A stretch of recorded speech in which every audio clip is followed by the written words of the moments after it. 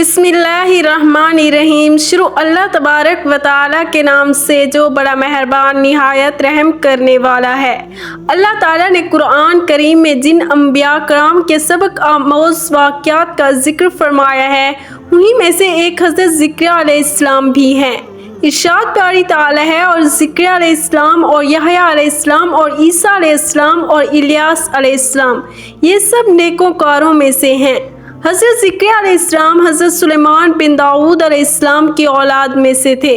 अल्लाह पाक ने आपको बनी इसराइल की हिदायत और रहनुमाई के लिए मबूस फरमाया। कुरान करीम और सीरत और तवारीख के कुतुब में आप अलैहिस्सलाम की हयात मुबारका के बारे में तफसील मौजूद है। कुरान करीम की 4 सूरतें सूरत आले इमरान की आयत 37 से 41, सूरत इनाम की आयत 85, सूरत मरियम की आयत 2 से 11 और सूरत अंबिया की आयत 99 से 90 तक कुछ अहादीस मुबारका में भी आप अलैहिस्सलाम का तज़किरा मिलता है, जिनसे आप अलैहिस्सलाम के बारे में आगाही हासिल होती है। हज़रत ज़िक्रिया अलैहिस्सलाम की अहलिया और हज़रत मरियम अलैहिस्सलाम की वालिदा आपस में बहनें थी। यूँ हज़रत ज़िक्रिया अलैहिस्सलाम हज़रत मरियम अलैहिस्सलाम के खालू थे।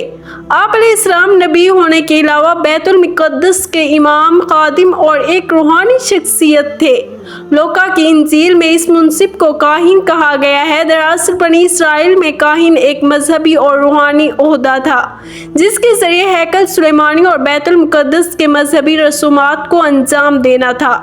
आप अलैहिस्सलाम के वालिद के नाम के बारे में मुफस्सिरीन ने मुख्तलिफ अक़वाल तहरीर किए हैं। हाफिज अबुल कासिम इब्ने असाकिर अपनी मशहूर किताब हाफिल में फरमाते हैं कि आप अलैहिस्सलाम के वालिद मोहतरम का इसमें ग्रामी बुरकिया था। हज़रत मरियम अलैहिस्सलाम भी आप ही के ख़ानदान में से थी। जब वो पैदा हुई तो उनको मन्नत के तौर पर हैकल सुलेमानी की खिदमत में पेश किया गया। हज़रत ज़िक्रिया अलैहिस्सलाम जब मरियम अलैहिस्सलाम के हुजरे में जाते और खाने पीने के लिए बेशुमार बेमौसमी चीज़ें पड़ी हुई देखते, तो आप अलैहिस्सलाम ने उनसे पूछा, ये कहाँ से आई हैं? बीबी मरियम अलैहिस्सलाम ने जवाब दिया, अल्लाह पाक जब किसी को अता करता है तो बेशुमार रिज़्क़ अता करता है। हज़रत ज़िक्रिया अलैहिस्सलाम की उम्र बहुत ज़्यादा हो चुकी थी, लेकिन इनकी बीवी बाँझ थी। मगर अल्लाह पाक ने आपने दुआ की, ऐ अल्लाह मुझे लड़का अता फरमा, जैसे तो मरियम को बेमौसमी फल अता फरमाता है।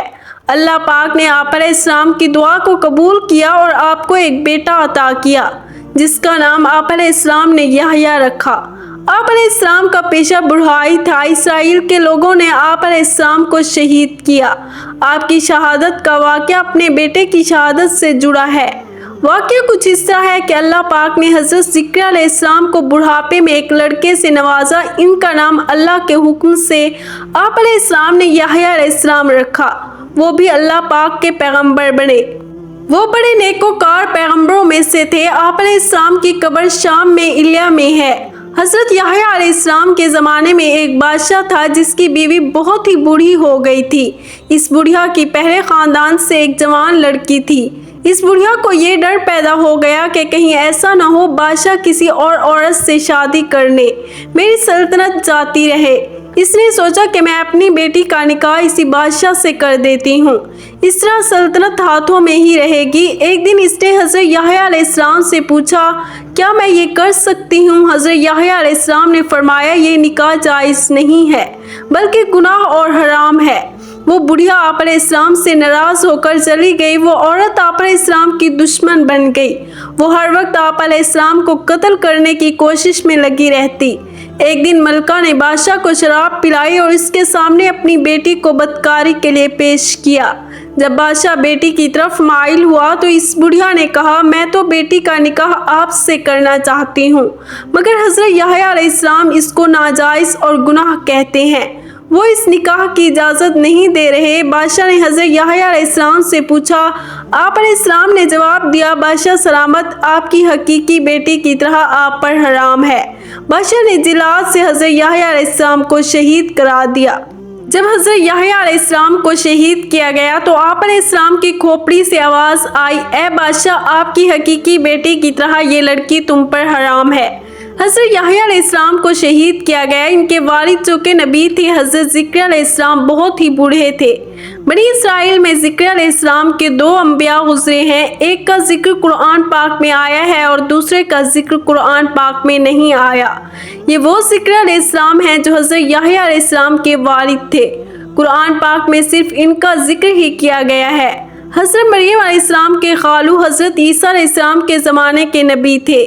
روایات کے مطابق جب بنی اسرائیل کے لوگوں نے حضرت یحییٰ علیہ السلام کو قتل کیا تو اس کے بعد ان کا ارادہ تھا کہ وہ حضرت ذکر علیہ السلام کو بھی شہید کر دیں۔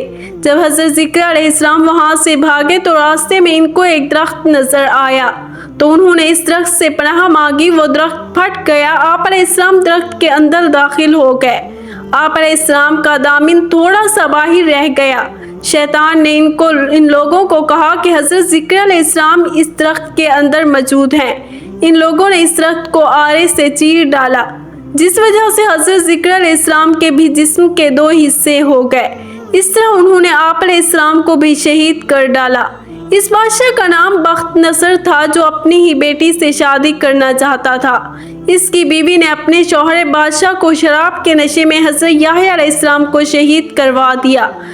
بنی اسرائیل کی قسمت کے بارے میں بعض روایات میں لکھا ہے کہ قرآن پاک میں اللہ تعالیٰ نے ارشاد فرمایا، یہ قوم انبیاء علیہ السلام کی قاتل تھی۔ اگرچہ اللہ پاک نے بنی اسرائیل پر انتہائی انعامات کی برسات فرمائی، مگر ان سب نعمتوں کے باوجود بھی یہ قوم اپنے گناہوں سے باز نہ آئی اور انبیاء کرام علیہ السلام کو شہید کرتی رہی۔ ان شہید ہونے والے انبیاء میں ہی قابل ذکر حضرت ذکر علیہ السلام اور حضرت یحییٰ علیہ السلام ہیں۔ حضرت ذکر اور حضرت یحییٰ علیہ السلام کو بخت نصر نے شہید کروا دیا تھا۔ ناظرین محترم، امید کرتی ہوں کہ آپ کو ویڈیو پسند آئی ہوگی۔ مزید اس طرح کی اسلامک ویڈیو دیکھنے کے لیے ہمارے چینل کو لازمی سبسکرائب کر دیں۔ شکریہ۔